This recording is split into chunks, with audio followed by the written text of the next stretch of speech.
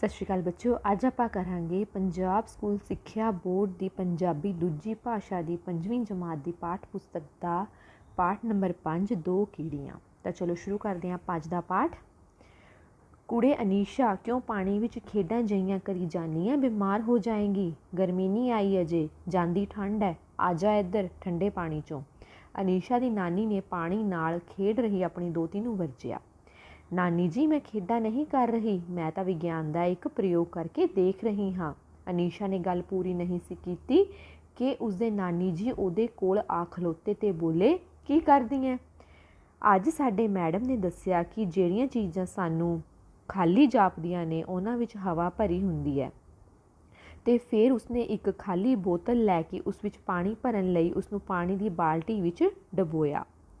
गड़ू गड़ू की आवाज़ नाल हवा बोतल विचों बाहर निकलन लगी अते अनीशा फिर कहन लगी, देखो नानी जी, यह बोतल सानू देखण लई खाली लगदी आ, पर आ देखो बुलबुले निकल रहे ने हवा दे। बहुत अच्छा।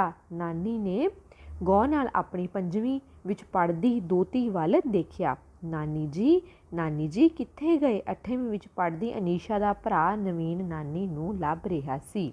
आ जा पुत्तर, इधर आ मैं। तो इस कहानी दे विच बच्चों एक लड़की है अनीशा, तो वह भरा है नवीन, तो उन्हें दादी आ। तो जी अनीशा है वह अपनी दादी नूं दसदी आ भी दादी जी, अज साडे स्कूल दे विच एक एक्सपैरीमेंट करवाया गया सी, एक प्रयोग करवाया गया सी भी जिहड़ी चीज़ सानू खाली दिखदी है वह खाली नहीं हुंदी। ये दिखाउण लई वह अपने जिहड़े नानी जी नूं एक बोतल खाली जिहड़ी आ पानी च भर के दिखाउंदी है ते दसदी है भी देखो इहदे च पानी भर रहा है, पर इहदे च पहलां हवा सीगी ते हवा जिहड़ी आ ओह बाहर निकल रही है। तो नानी जिहड़ी आ बड़े गौर नाल देखदी है, मतलब बहुत ध्यान नाल देखदी है। वो किहड़ी क्लास विच पढ़दी है अनीशा पढ़दी है जी 8वीं क्लास दे विच। ते नानी जी ये वेख के बड़े खुश हुंदे आ भी देखो बच्चा करके सीख रहा है, जिहड़ी एक्टिविटी या प्रयोग आ जिहड़ा वो करके सीख रहा है। इन्ने नूं अनीशा दा जिहड़ा भरा है वो 5वीं विच पढ़दा ते ओह आ जांदा है नानी जी दे कोल। तां नानी जी उहनूं कहंदे आ, नानी जी नूं कहंदा भी नानी जी मैं तुहानूं ही लभ रिहा सी। तां नानी जी उहनूं कहंदे आ जा पुत्तर इधर आ। नवीन के हाथ विच कापी ते पेन सी। नानी समझ गई कि नवीन ने कुछ पूछना है। नवीन होरां दी नानी सेवा मुक्त स्कूल अध्यापिका है, अपनी इकलौती बेटी दे बच्चों का ओह बहुत ध्यान रखती है। हाँ बेटे दस की पूछना है, नानी ने पूछा। नानी जी साडे स्कूल विच भाषण मुकाबला होना है, नवीन ने कहा। अच्छा, बोलने का विशा किहड़ा है? औगणा नूं दूर करके गुण किवें ग्रहण करिए। विशा सुन के नानी जी थोड़ी देर लई गंभीर हो गए तो फिर बोले, इस संबंध विच मैं तुहानूं दो कीड़ियां की एक कहानी सुणाउंदी हाँ। तो जदों नवीन आया तो नवीन नूं नानी जी ने पूछा कि बेटा की गल है। तो उसने दस्सिया कि नानी जी साडे स्कूल दे विच भाषण मुकाबला होना है। तो नानी जी ने कहा कि विशा की है तेरे भाषण का? तो वह कहंदा कि विशा हैगा जी औगणा। औगण हुंदे आ बुरे गुण, कि औगणा नूं दूर करके असीं गुण किवें लै सकदे हां, कि जिहड़े साडे च बुरे गुण आ असीं उहनूं दूर करके चंगे गुणां नूं किवें अपना सकदे हां। तां नानी जी कहंदे ठीक है, मैं दसदी हां इस मसले इस संबंध विच मैं तुहानूं ना दो कीड़ियां दी कहानी सुणावांगी, फिर तू समझ जाएगा। चलो कहानी की सुणांदे आ नानी जी, आपां देखदे हां। एक कीड़ी सी, मिठो मिठे ते सुघड़ गुणां वाली। ਉਹ मिसरी ਦੇ पहाड़ उत्ते रहिंदी सी। दूजी कीड़ी सी सलूणो, लूण ਦੇ पहाड़ उत्ते रहिंदी सी। ਉਹ ਦੋਵੇਂ पहाड़ नाल नाल सन, नेड़े नेड़े। एक दिन दोवें कीड़ियां आपो अपने पहाड़ के सिखर उत्ते घूम फिर रही सन। भैण सलूणो, की हाल है तेरा? मिठो ने मिठी जुबान नाल पुछया। भैण मिठो, हाल कादा? सारा दिन खारा सलूणा।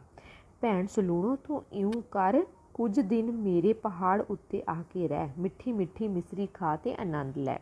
जिन्ना चिर तेरा जी करे रह, भावें सारी उम्र। एक दिन मिठो ने कहा। चंगा भैणे, आवांगी किसे दिन वेल कढ के, सलूणो ने जवाब दिता।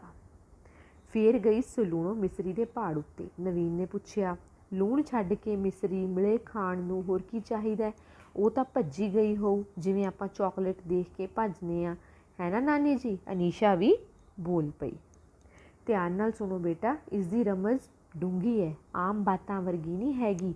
इस कहानी विच लूण नूं तुसीं समझ लो जिवें औगण होण अते मिसरी नूं समझ लो गुण, चंगे गुण। ठीक है ना? हाँ नानी जी, ਨਵੀਨ ਤੇ ਅਨੀਸ਼ਾ ਇਕੱਠੇ ਬੋਲੇ। ਸਲਾਹਾਂ ਕਰਦਿਆਂ ਸਲੂਣੋ ਨੇ ਕਈ ਦਿਨ ਲੰਘਾ ਦਿੱਤੇ।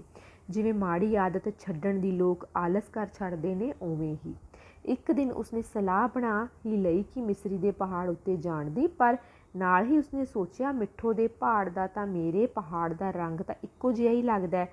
ਸੋਚ ਕੇ ਉਹਨੇ ਲੂਣ ਦੀ ਇੱਕ ਵੱਡੀ ਡਲੀ ਆਪਣੇ ਮੂੰਹ ਵਿੱਚ ਰੱਖ ਲਈ ਤੇ ਮਨ ਹੀ ਮਨ ਕਿਹਾ, ਜੇ ਮਿੱਠੋ ਕੋਲ ਕੁਝ ਨਾ ਹੋਇਆ, ਘੱਟੋ ਘੱਟ ਮੇਰੇ ਕੋਲ ਆਪਣਾ ਲੂਣ ਤਾਂ ਹੋਊ।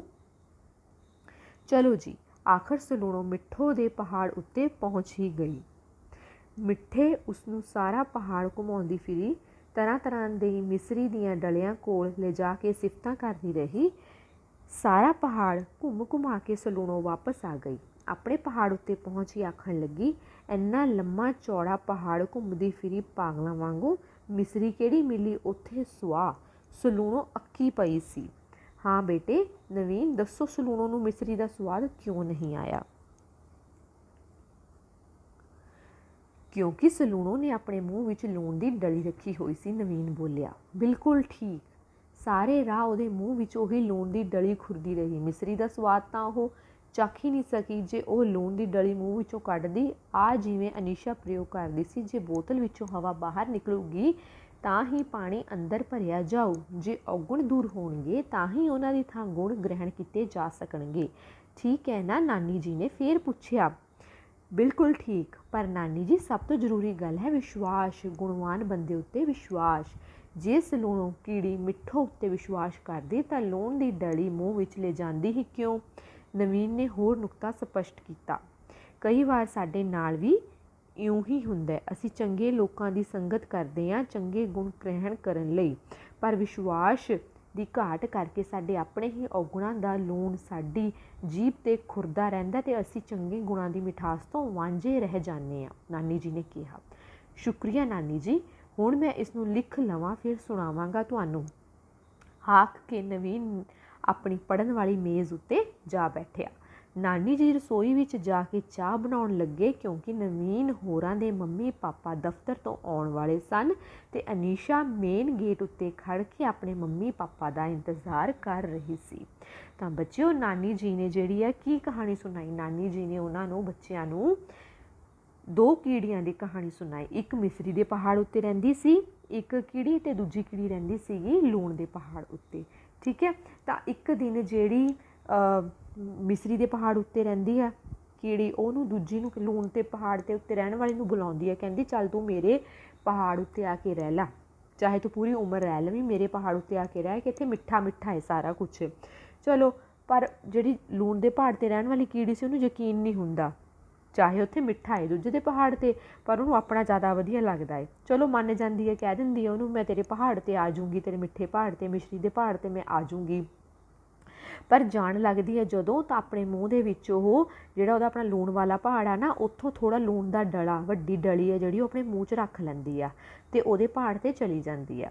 ਤਾਂ ਮਿਸਰੀ ਜਿਹੜੀ ਮਿਸਰੀ ਦੇ ਪਹਾੜ 'ਤੇ ਕੀੜੀ ਰਹਿੰਦੀ ਆ, ਉਹਨੂੰ ਕਹਿੰਦੀ ਆ ਜਾ ਮੈਂ ਤੈਨੂੰ ਆਪਣਾ ਸਾਰਾ ਪਹਾੜ ਘੁਮਾਉਂਦੀ ਹਾਂ। ਚਲੋ ਉਹਨੂੰ ਘੁਮਾ ਦਿੰਦੀ ਆ, ਬਟ ਉਹਨੂੰ ਕੁਛ ਅੱਛਾ ਨਹੀਂ ਲੱਗਦਾ, ਚੰਗਾ ਨਹੀਂ ਲੱਗਦਾ ਹੈਗਾ, ਹੈ ਨਾ। ਫਿਰ ਜਿਹੜੀ ਆ ਲੂਣ ਦੇ ਪਹਾੜ 'ਤੇ ਰਹਿਣ ਵਾਲੀ, ਉਹ ਕਹਿੰਦੀ ਤੇਰੇ ਤਾਂ ਪਹਾੜ 'ਤੇ ਕੁਛ ਹੈ ਹੀ ਨਹੀਂ, ਨਾਲੇ ਉਹ ਸਾਰਾ ਮਿੱਠਾ ਪਹਾੜ ਘੁਮਾਉਂਦੀ ਆ, ਪਰ ਉਹਨੂੰ ਕਿਉਂ ਨਹੀਂ ਕੁਛ ਮਿੱਠਾ ਲੱਗਿਆ? ਤਾਂ ਨਵੀਨ ਬੋਲਦਾ ਹੈ, ਕਿਉਂਕਿ ਉਹਨੇ ਆਪਣੇ ਮੂੰਹ ਦੇ ਵਿੱਚ ਨਾਨੀ ਜੀ ਇੱਕ ਲੂਣ ਦੀ ਡਲੀ ਪਾਈ ਹੋਈ ਸੀ। ਜੇ ਉਹ ਲੂਣ ਦੀ ਡਲੀ ਜਿਹੜਾ ਸਾਰਾ ਰਸਤੇ ਉਹ ਘੁੰਮਦੀ ਰਹੀ ਹੈ ਉਸ ਪਹਾੜ 'ਤੇ,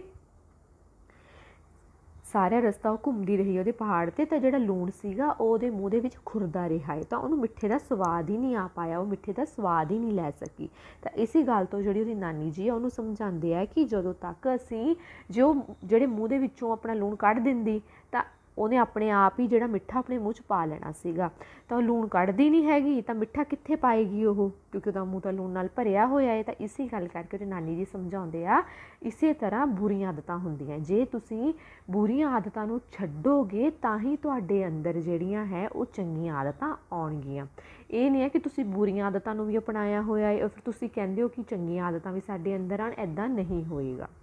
ਇਸ ਤਰ੍ਹਾਂ ਉਹਨੂੰ ਜਿਹੜਾ ਨਵੀਨ ਆ ਉਹਨੂੰ ਆਪਣੇ ਵਿਸ਼ੇ ਬਾਰੇ ਜਿਹੜਾ ਉਹਨੇ ਭਾਸ਼ਣ ਬੋਲਣਾ ਉਹਨੂੰ ਸਮਝ ਆ ਜਾਂਦਾ ਹੈ ਕਿ ਮੈਂ ਕੀ ਬੋਲਾਂਗਾ, ਅਤੇ ਉਹ ਫਿਰ ਦੁਬਾਰਾ ਆਪਣੀ ਜਿਹੜੀ ਪੜ੍ਹਨ ਵਾਲੀ ਮੇਜ਼ ਆ ਉੱਥੇ ਜਾ ਕੇ ਉਹ ਆਪਣੀ ਪੜ੍ਹਾਈ ਕਰਨ ਲੱਗ ਜਾਂਦਾ ਹੈ, ਅਤੇ ਅਨੀਸ਼ਾ ਆਪਣੇ ਮੰਮੀ ਡੈਡੀ ਦੀ ਜਿਹੜੀ ਆ ਉਹ ਵੇਟ ਕਰਨ ਲੱਗ ਜਾਂਦੀ ਹੈ। ਠੀਕ ਹੈ ਜੀ, ਚਲੋ ਹੁਣ हाँ जी बच्चों, सब तो पहला हुण असीं करदे हां अभ्यास दे सब तो पहला हैगा जी औखे शब्दां दे अर्थ। पहला शब्द है जी सेवा मुक्त मतलब नौकरियों मुक्त। रिटायर हो जाते हैं ना नौकरी तो उसनूं बोलते हैं नौकरियों मुक्त। रमज़ मतलब इशारा, सैनत या भेत। वांझे मतलब खाली, सखणे। ग्रहण करना मतलब धारण करना। उस तो बाद आंदा बच्चों खाली स्थान भरो। पहला है जी नवीन दे नानी जी सेवा मुक्त स्कूल अध्यापिका हन। दूजा है मिठो कीड़ी मिसरी दे पहाड़ उत्ते रहिंदी सी। तीसरा है जी मिठी मिठी मिसरी खा ते आनंद लै। चौथा सलूणों कीड़ी ने वड्डी सारी लूण दी डली अपने मूँह विच रख लई। ते पंजवां खाली स्थान है पहला अपने अंदरों औगुणा नूं कड्डो। उस तो बाद आ गए बच्चों संखेप विच उत्तर दिओ। पहला प्रश्न है नवीन ने सवेर की सभा विच किस विषय उत्ते बोलना सी। उत्तर है जी औगुणा नूं दूर करके गुणा नूं किवें ग्रहण करिए। दूजा प्रश्न है बच्चों नवीन दी वड्डी भैण दा नाम दसो अते इह भी दसो कि वह किहड़ी श्रेणी विच पढ़दी सी। तां उत्तर है जी नवीन दी वड्डी भैण दा नाम अनीशा सी अते ओह 8वीं जमात विच पढ़दी सी। तीसरा प्रश्न है बच्चों नानी जी ने नवीन नूं किन्हां दी कहानी सुनाई। उत्तर है जी 2 कीड़ियां दी। चौथा प्रश्न है बच्चों मिठो द्वारा हाल पुछण उत्ते सलूणी कीड़ी ने की उत्तर दिता। उत्तर है जी सलूणी कीड़ी ने कहा हाल कादा सारा दिन खारा सलूणा। पंजवां प्रश्न है 2 कीड़ियां पाठ तो तुहानूं की सिੱਖਿਆ मिलती है। इसका उत्तर है जी जेकर औगण दूर होणगे तां ही उन्हां दी थां ते गुण ग्रहण कीते जा सकणगे। आखिरला प्रश्न है बच्चों हेठ लिखे पंजाबी शब्दों के समानार्थ हिंदी शब्द लिखो तो अंतर समझो। पंजाबी शब्द तुहानूं दिते हुए आ तुसीं हिंदी विच उन्हां शब्दां नूं की कहंदे आ ओह लिखना है। तां कीड़ियां नूं कहा जाता है चींटियां। कहानी नूं कहा जाता है कहानी। पहाड़ नूं पहाड़ी कहा जाता बच्चों। मिसरी मतलब मिश्री। सेवा मुक्त नूं भी सेवा मुक्त कहा जाता है। लूण नूं कहा जाता बच्चों नमा।